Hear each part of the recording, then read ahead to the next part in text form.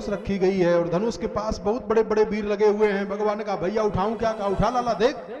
तो भगवान उठाते हैं, करेण वामेन सलील मुद्रितम सज्जन चकृत्वा निमिषेण पश्यताम और नृणाम विकृष्य प्रबभंज मध्यतो यथेक्षुदंडम मदकर्यरुत्थ क्रक्रमः। भगवान ने बाएं हाथ से धनुष का खंडन कर दिया।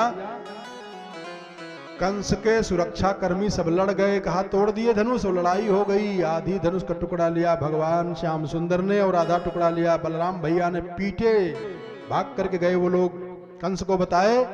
और मूल दरवाजे पर, मेन गेट पर एक कुबलिया पेड़ हाथी है जिसके पास 60,000 हाथी की ताकत है। भगवान ने कहा महावत अम्बाष्ठाम्बष्ठ मार्गव नौ, रास्ता दे दो। अब महावत हाथी बैठा है कि सब अगल बगल वाले चले जा रहे हैं। अरे छोटा सा लड़का कह रहा है कि हमको रास्ता दो।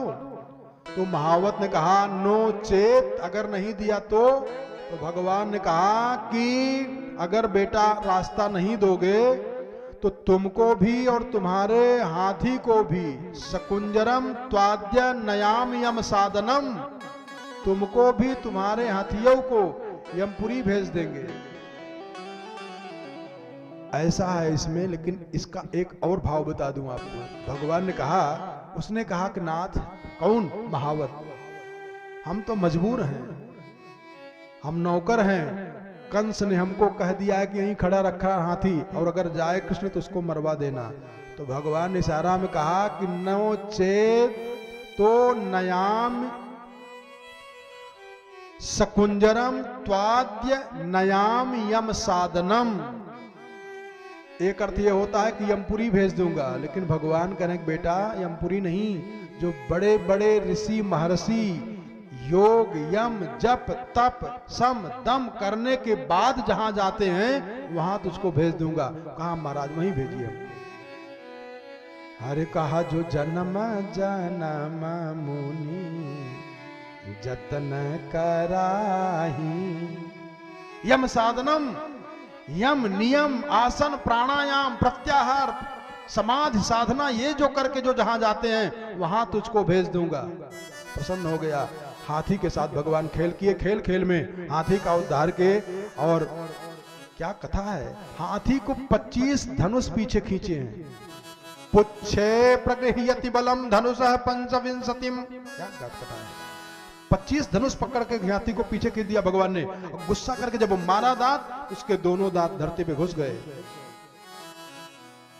भगवान इशारा किए बलराम भैया को, एक जोर से मुक्का मारे, और जोर से जब मुक्का मारे तो हाथी जहां का तहां पड़ा रह गया।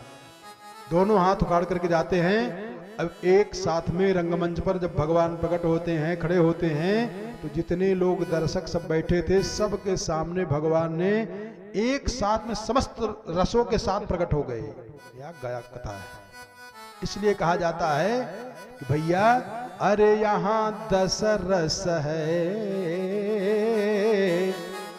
रस एक वहां,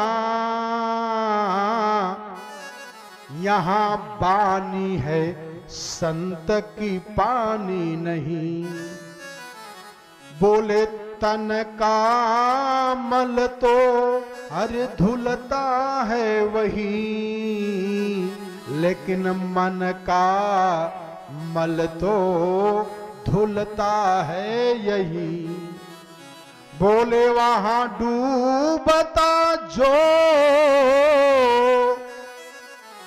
जल वाले में नहाओगे और वहां सावधानी हटी तो दुर्घटना घटी, डूब जाओगे। बोले वहां डूबता जो मर जाता वही, और यहां डूबता जो तर जाता वही। यहां डूबता जो तर जाता वही। यहां तर जाओगे और वहां डूबने पे मर जाओगे। हा क्या बात है। भगवान आए हैं तो दर्शक सब देख रहे हैं रंगमंच पर। हुआ क्या सुखदेव बाबा कहते हैं मल्ला नाम समरणृणाम नरवरः स्त्रीणाम स्मरो मूर्तिमान गोपानाम स्वजनो सताम क्षितिभुजाम शास्ता स्वपित्रो शिशु मृत्युर्भोज पतेर्विराट विदुषाम तत्वं परम योगिनाम कृष्णेनाम परदेवतेति विदितो रंगंगतः साग्रजः। एक साथ में समस्त रस प्रकट हो जाते हैं, एक साथ में, एक ही साथ में प्रकट हो गए हैं। सुखदेव बाबा कहते हैं कि राजन, रौद्र, अद्भुत, श्रृंगार, हास्य, वीर, वात्सल्य, भयानक, बीभत्स, शांत, प्रेम, समस्त रस, भक्ति रस एक साथ में प्रकट हो गए हैं। और इस श्लोक का बढ़िया से व्याख्यान कर दूं ना, तब आप मंदिर का दर्शन करने जान जाएंगे। मंदिर में जब जाएंगे तो दर्शन हो जाएगा और आप ये जान जाएंगे, ये मंत्र बताएगा कि आपकी अर्जी स्वीकार की गई कि नहीं। एक बनारसी एक लाइन सुना दें आपको, कहता है, बनारस में सब अपने अपने में बखान में रहे, मस्त रहते हैं। अरे कहा बनारस में कैसे सैया, अरे कवन रस घोली, बड़ा नीक लागेला, अरे बनारस की बोली, बड़ा नीक लागेला, बनारस की वो बनारस है, सब तो रस बनाया जाता है। अरे बनारस में कैसे सैया, अरे कवन रस घोली, शक्कर है घोलिए, नींबू डाल दीजिए, मिश्राम्बू डाल दीजिए, एक अलग रस बन जाएगा, लेकिन वो बनारस है, अपने आप से बना हुआ है। अरे बनारस में कैसे सैया, अरे कवन रस घोली, बड़ा नीक लागेला, बनारस की बोली, अरे बड़ा नीक लागेला, बनारस की बोली। इस मंत्र में सुखदेव जी ने बताया कि अगर आप मंदिर में भगवान का दर्शन करेंगे तो आपको मालूम हो जाएगा कि हमारी अर्जी स्वीकार की गई कि नहीं की गई। मल्लानाम स्मरणृणाम नरवरः, थोड़ा बता दे दो लाइन।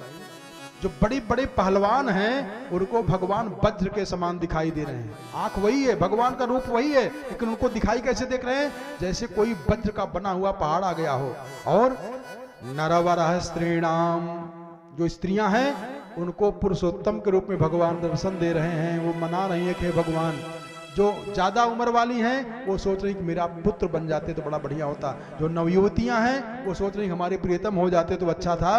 कहा कि यो गोपानाम स्वजनो, जो ग्वाल बाल हैं वो कह रहे हैं, अरे देखो हमारा कन्हैया आ गया, हमारा भैया आ गया, हमारा लाला आ गया।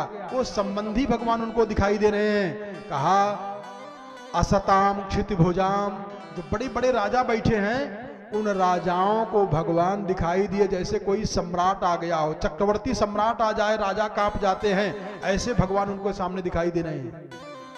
अब इसका पूरा भाव निचोड़ बता दूं चौपाई से। अरे जा की रही भावना जैसी, प्रभु मूर्ति देखी तेन तैसी।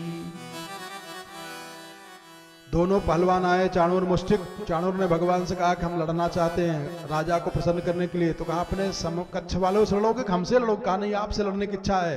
भगवान कहा कि तू इतना बड़ा है? कहा नहीं महाराज। लड़ाई हुई, चाणूर लड़ता है कृष्ण भगवान से, मुष्टिक लड़ता है बलराम भैया से, खेल खेल में। और वहां देखो जो अच्छे परिवार की नवयुवतियां आई थी, स्त्रियां आई हुई थी, कुल खानदान के उत्तम कुल में रहने वाली थी, उन लोगों ने कहा सखी ये लड़ाई हम नहीं देखूंगी, ये कुश्ती का दंगल मैं नहीं देखूंगी। कहा क्यों? कहा यहाँ अन्याय हो रहा है। अरे इन छोटे बच्चों से इतने बड़े बड़े धुरंधर पहलवानों से लड़ाया जा रहा है। वो आंख मूंद करके हट गई। कहा मैं नहीं देखूंगी इसको, ये दंगल मैं नहीं देखूंगी। ये बुद्धिमानी है, जहां अन्याय हो, पाप हो सके तो रोक दें, अन्यथा वहां से हट जाएं। देवकी मैया देखती हैं, जब देवकी जी देखी है तो देवकी जी की आंख में आंसू भर गए। क्यों? क्योंकि हमारे पुत्र यहां मारे जाएंगे। भगवान ने बलराम जी को इशारा दिया, कहा भैया मैया रो रही है, खेल नहीं खेलना है, मारो जल्दी से। तो चाणूर को पकड़ करके घुमा करके मारा, मुष्टि को घुमा करके मारा। इसके बाद तोषण दौड़े, तोषण का वध किया गया। तब कूट दौड़ा, कूट को भगवान ने इशारा किया बलराम भैया को, मूसल से कूट दो। एक मूसल मारे, कूट का भी जय सिया राम हो गया। इसके बाद भगवान हवा में छलांग लगा करके मंच पे गए जहां कंस बैठा था, और कंस को पकड़ लिया भगवान ने। तम खड्गपाणिम विचिरंतमासु शेनम यथा दक्षिण सव्यमंबरे। भगवान ने जब कंस के बाल को पकड़ा, म्यान से तलवार निकाला, तो कंस कांप गया। भगवान से कहा तुम हमारे भांजा हो। भगवान ने कहा अब रिश्ता समझ में आया है। इसीलिए कहा है सुख में दुख में सुमिरन सब करई। कंस वाली बुद्धि ध्यान दीजिएगा। अभी तक कंस को नहीं समझ में आ रहा था कि हमारे भांजा है, लेकिन जब भगवान ने बाल को पकड़ा, प्रगृह्य कैसे सुचलत किरीटम, भगवान ने जोर से बाल पकड़ा, कहा देखो आप हमारी बहन के पुत्र हो। भगवान ने कहा अब बहन समझ में आ रही है। इसीलिए कहा है कि दुख में सुमिरन सब करई, और सुख में करई न कोई, जो सुख में सुमिरन करे, तो दुख काहि के होय। जब सुख बढ़े तो सुमिरन बढ़ाओ, सुमिरन बढ़ाओ। अब हम लोग क्या करते हैं गलती, सुख बढ़ा तो सुमिरन घटा, दुख बढ़ा तो सुमिरन बढ़ा। सुख जितना ही बढ़ता जाए, धन बढ़े अच्छी बात है, मन न बढ़ने पावे, अभिमान न आने पावे, भजन कम न होने पावे, इस पर विशेष ध्यान देना है। अगर ये कम हो गया तो वो अपने आप ही कम हो जाएगा। तब दर दर भटकोगे, तब परेशानी बढ़ जाएगी। ध्यान दीजिएगा। सुग्रीव यही भगवान से कहा था कि अब प्रभु कृपा करऊ यही भांति, सब तज भजन करऊं दिन राति। भगवान मुस्कुरा करके लक्ष्मण जी से कहा कि देखो त्यागी बाबा का, ये त्यागी बने घूम रहे हैं। राजपाट भाई छीन लिया, पत्नी भाई छीन लिया, इनके पास है यही क्या है जो त्याग करेंगे। लक्ष्मण जी कहा कि रहेगा तब वो त्याग कर सकता है, कह रहा है, कहा नहीं भैया नहीं करेगा। और जब नहीं माने, भगवान ने राजपाट दिला दिया, पत्नी दिला दिया, तो भगवान 4 महीना बरसात में पड़े रह गए। सुग्रीव को यादव नहीं आया कि हमारे मित्र बरसात में पड़े हुए हैं। इसलिए जब धन वैभव सुविधा बढ़ जाए भैया, तो भजनों बढ़ाते जाइए, बढ़ाते जाइए, भजन कम न होने पावे। सुखदेव जी महाराज कहते हैं कि जब बाल को पकड़ा, जब दुख का समय आया, तब कंस को याद आया। भगवान का बेटा अब याद करने से काम नहीं चलेगा। ऊपर से कूदा कंस, मंच से भगवानों साथों साथ कूदे और गिरे धड़ाम से, थोड़ा सा वजन बढ़ाए, कंस का गोविंदाय नमो नमः हो गया। कंस वहीं जहां का तहां पड़ा रह गया।